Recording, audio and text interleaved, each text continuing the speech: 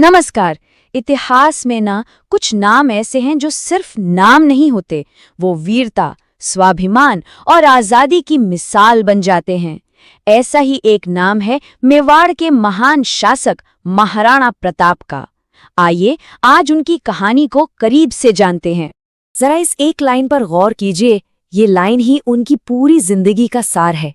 एक ऐसे राजा की कहानी जिसने अपने उसूलों के लिए महलों का ऐशो आराम छोड़ दिया, पर अपना सर कभी किसी के आगे झुकने नहीं दिया। तो ये कहानी शुरू कहाँ से होती है? चलिए समय में थोड़ा पीछे चलते हैं और समझते हैं कि वो दौर कैसा था जिसने महाराणा प्रताप जैसे योद्धा को गढ़ा। साल था 1540, जब उनका जन्म कुंभलगढ़ के किले में हुआ। लेकिन कहानी का जो असली मोड़ है ना, वो आता है 1572 में, जब वो मेवाड़ की राजगद्दी पर बैठे। ये वो दौर था जो पूरे हिंदुस्तान का नक्शा बहुत तेजी से बदल रहा था। उस वक्त समझिए कि हिंदुस्तान में दो बड़ी ताकतें, दो बड़ी सोच आमने सामने थी। एक तरफ थे महाराणा प्रताप, जिनका एक ही मकसद था, मेवाड़ की आज़ादी को हर कीमत पर बचाए रखना। और दूसरी तरफ थे मुगल सम्राट अकबर, जो पूरे भारत को एक ही झंडे के नीचे लाना चाहते थे। और इसी टकराव से जन्म होता है उस फैसले का जिसने महाराणा प्रताप को इतिहास में हमेशा के लिए अमर कर दिया, मुगल साम्राज्य को सीधी चुनौती देने का फैसला। देखिए, ये समझना बहुत जरूरी है कि उस दौर में ज्यादातर राजपूत राजाओं ने अकबर से संधि कर ली थी अपने राज्यों को बचाने के लिए। ऐसे में प्रताप का अकेले खड़े रहने का फैसला वाकई एक बहुत बड़ी और साहसी चुनौती थी। लेकिन महाराणा प्रताप का जवाब बिल्कुल साफ और दो टूक। उन्होंने ऐलान कर दिया कि मेवाड़ की जमीन पर किसी और का हुक्म नहीं चलेगा। ये सिर्फ एक नारा नहीं था, ये मेवाड़ के वजूद का, उसके स्वाभिमान का ऐलान था। और जब ऐसा ऐलान होता है तो उसका नतीजा क्या होता है?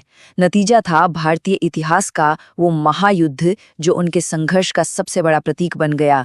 तारीख थी 18 जून 1576 और जगह थी हल्दी घाटी का मैदान। ये वो तारीख और जगह है जो इतिहास में हमेशा के लिए दर्ज हो गई। और इसमें एक और दिलचस्प बात थी, मुगल सेना की कमान खुद एक राजपूत राजा मानसिंह के हाथों में थी। अब सोचिए, एक तरफ विशाल मुगल फौज और दूसरी तरफ मुट्ठी भर राजपूत सैनिक। प्रताप की सेना संख्या में बहुत कम थी, लेकिन उनके सैनिकों ने ऐसी बेमिसाल वीरता दिखाई कि ये युद्ध बेनतीजा रहा। कोई जीता नहीं, कोई हारा नहीं। इसी युद्ध में एक और किरदार की कहानी अमर हो गई, और वो किरदार था महाराणा प्रताप का वफादार घोड़ा चेतक। लड़ाई के दौरान चेतक बहुत बुरी तरह जख्मी हो गया था, लेकिन उस जानवर की वफादारी देखिए। अपनी जान की परवाह किए बिना वो अपने मालिक को मैदान से सुरक्षित निकाल ले गया। और जैसे ही महाराणा सुरक्षित हुए, चेतक ने अपने प्राण त्याग दिए। स्वामी भक्ति की इससे बड़ी मिसाल शायद ही कहीं और मिले। हल्दी घाटी का युद्ध तो खत्म हो गया, लेकिन असली संघर्ष तो अब शुरू हुआ था। ये वो दौर था जिसने एक राजा को सही मायनों में एक किंवदंती बना दिया। सोचकर देखिए, महलों में रहने वाला एक राजा अपने परिवार के साथ सालों साल जंगलों में भटक रहा है। कहा तो ये भी जाता है कि शाही परिवार को घास की रोटियां तक खानी पड़ी। लेकिन क्या उन्होंने हार मानी? बिल्कुल नहीं।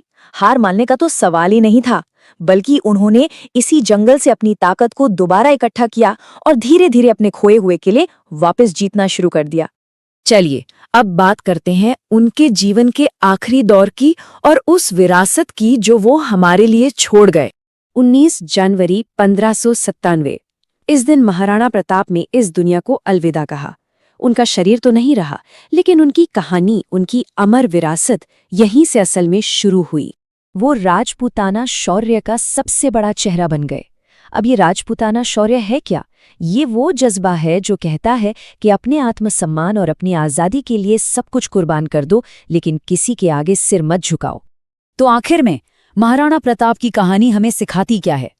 शायद यही कि असली लीडर वो नहीं जो हालात से समझौते कर ले, बल्कि वो है जो अपने सिद्धांतों के लिए कोई भी कीमत चुकाने को तैयार हो, पर झुके नहीं।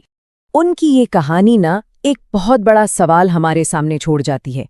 ऐसा कौन सा सिद्धांत है, ऐसा कौन सा आदर्श है जिसके लिए इंसान अपना सब कुछ दांव पर लगा सकता है? और ये सवाल सिर्फ इतिहास का नहीं है, ये आज भी